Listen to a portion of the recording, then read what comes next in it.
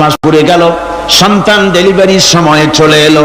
মায়ের মন বিমর্ষ, সন্তান ডেলিভারি হবে, না জানি মরে যায় নাকি, না জানি অপারেশন লাগে নাকি, কি অবস্থা হবে। মা খেতে পারে না, মুখটা শুকায়া যায়।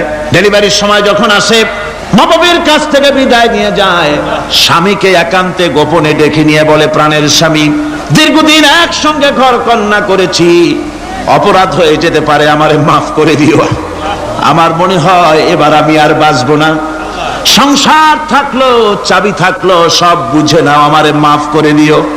মা চলে গেল সতিকা গৃহে, ক্লিনিকে চলে গেল, অপারেশন থিয়েটারে চলে গেল, অথবা ডেলিভারির জায়গায় চলে গেল।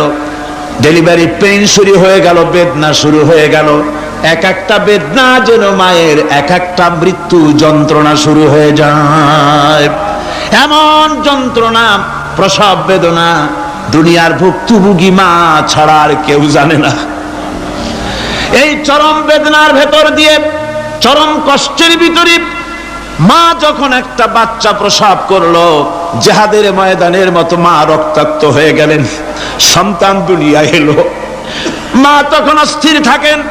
এত বড় বিরাট কষ্টের ভিতরে আল্লাহ রাব্বুল আলামিন বলেন, সন্তান যখন ডেলিভারি হয়ে গেল, মায়ের মনের ভিতরে আমি তখন এই ফিলিংস, এই টেন্ডেন্সি জাগ্রত করে দিই, দেখ কি হয়েছে। মা তখন দেখতে চায় কি হয়েছে।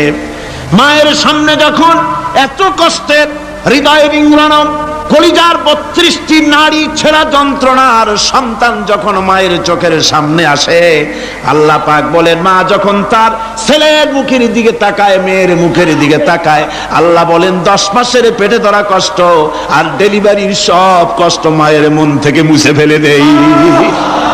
আল্লাহ রাব্বুল আলামিন বলেন, খবরদার দুনিয়ার মানুষ, এমন মায়ের সাথে নাফরমানি করবি না।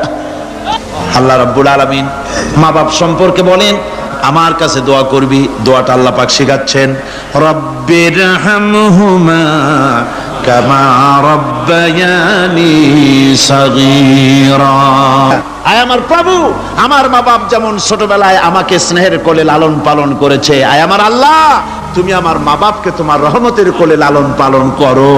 আমার ভাইরা, প্রত্যেক নামাজের পরে এই দোয়াটা ভুলে যাবেন না, ভুলে যাবেন।